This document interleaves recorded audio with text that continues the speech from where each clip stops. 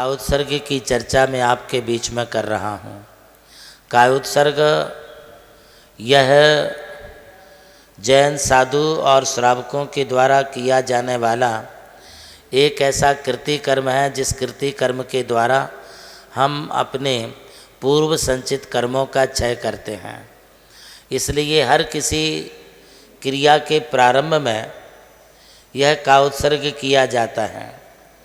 श्रावक लोग जब अपनी पूजा प्रारंभ करते हैं या देव दर्शन करते हैं तब वे कायोत्सर्ग करते हैं, और साधुगण जब समता, वंदना, प्रतिक्रमण, स्तवन, प्रत्याख्यान आदि इन आवश्यक क्रियाओं के लिए करते हैं तब साधुगण भी कायोत्सर्ग में स्थित होते हैं। कायोत्सर्ग में उतने काल तक जब स्थित होते हैं तो वो पूर्णतः मौन धारण कर लेते हैं। शरीर से ममत्व रहित तो होते ही हैं, किंतु अब वो अपने मन को इधर उधर चंचल नहीं करते हैं।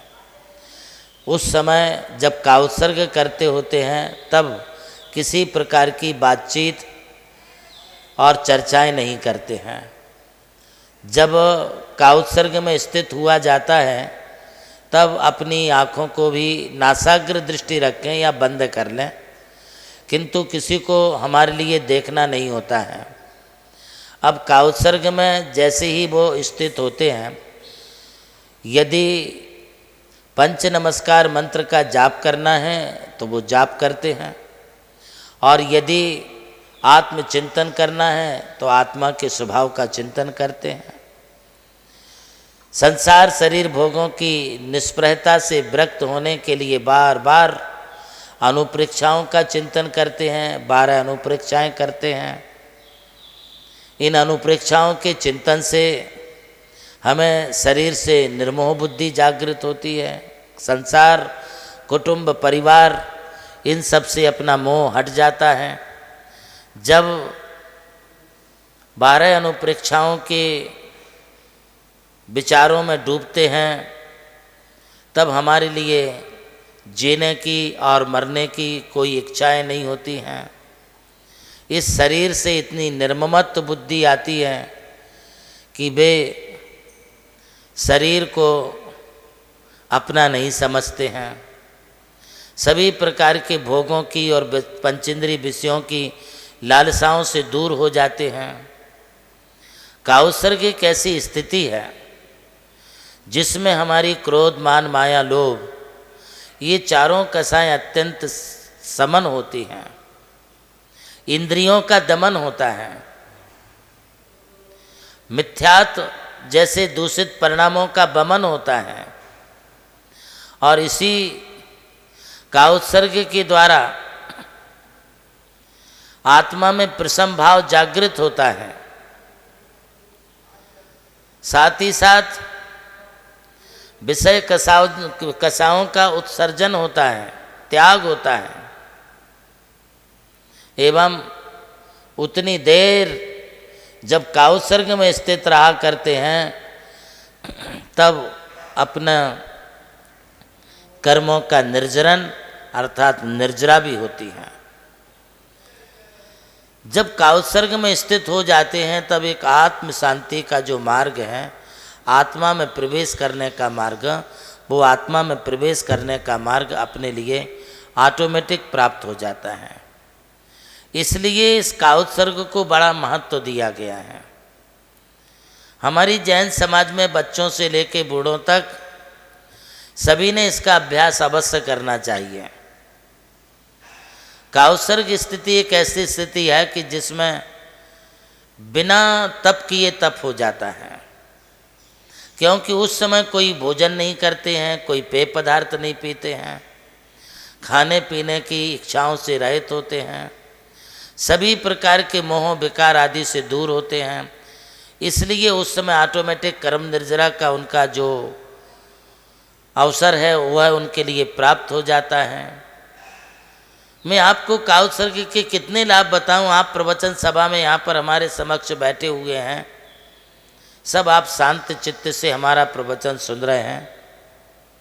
बस शांत चित्त से आप जो प्रवचन सुन रहे हैं, इसी समय आप एक संकल्प ले सकते हैं कि जब तक मैं प्रवचन सुन रहा हूँ तब तक मैं काउत्सर्ग में स्थित हूँ, अर्थात मैं अपने ममत्व से रहित हूँ। यह इसलिए होता है कि उतने समय यदि तुम्हारे लिए किसी प्रकार की कोई विघ्न बाधा आ जाए, कोई उपसर्ग परिसय आ जाए, तो उन उपसर्ग परिसयों से हम अपने आप का बचाव कर सकते हैं। एक स्थिरता का भाव आता है कि जब तक हम काउत्सर्ग में स्थित हैं तब तक हम आसन छोड़ेंगे नहीं।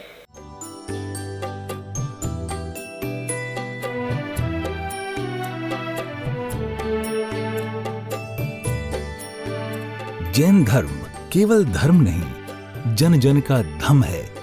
यही है इस धर्म की संस्कृति।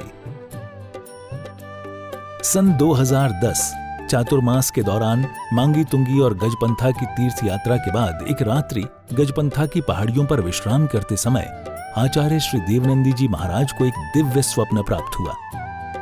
स्वप्न में उन्होंने देखा कि एक ऐसा तीर्थ जिसकी कोई कल्पना भी नहीं कर सका था, एक ऐसा स्थान जहां पंच परमेष्ठियों की भव्य मूर्तियां हों, एक ऐसा समव शरण जो समर्पित हो जैन धर्म की शाश्वत परंपरा को। उस दिव्य संकेत को जीवन में उतारने के लिए आचार्य श्री कुंथलगिरी की ओर विहार पर निकल पड़े। वहां एक श्रद्धालु ने अपनी भूमि पूज्य गुरुदेव को समर्पित की और यहीं से आरंभ हुई मुंबई आगरा हाईवे NH3 स्थित णमोकार तीर्थ के निर्माण की महायात्रा। ये वही भूमि है जिसे राम टेकड़ी कहा जाता है, जहां भगवान रामचंद्र जी ने 12 लाख वर्ष पूर्व तपस्या की थी। आज यही भूमि बन रही है जैन संस्कृति का जीवंत प्रतीक णमोकार महातीर्थ। यहां बन रही है 51 फीट ऊंची अरिहंत परमेष्ठी की मूर्ति, चारों दिशाओं में 31-31 फुट ऊंची अन्य परमेष्ठियों की मूर्तियां। कुल मिलाकर एक अद्वितीय समवशरण की रचना है जिसका वर्णन Guinness book of world record में दर्ज हो चुका है।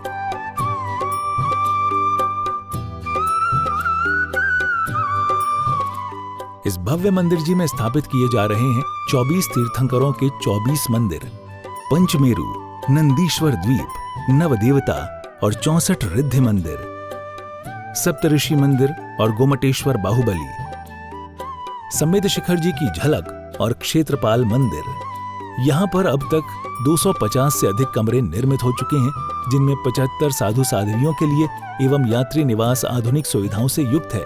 AC रूम, भोजनशाला, कैंटीन और विशाल गुरु मंदिर।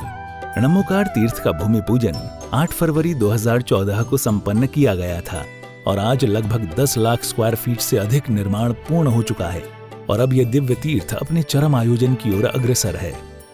2026 में जिन शासन के वरिष्ठतम आचार्य परम पूज्य साधना सम्राट गणाधिपति गणधराचार्य श्री कुंथु सागर जी महाराज के सानिध्य में एवं परम पूज्य प्रज्ञा श्रवण सारस्वताचार्य श्री देवनंदी जी महाराज की प्रेरणा एवं निर्देशन में 400 से अधिक साधुओं की उपस्थिति में आगामी 6 से 13 फरवरी 2026 में णमोकार तीर्थ का भव्याति भव्य अंतर्राष्ट्रीय पंच कल्याणक प्रतिष्ठा एवं महामस्तकाभिषेक महोत्सव का आयोजन होने जा रहा है।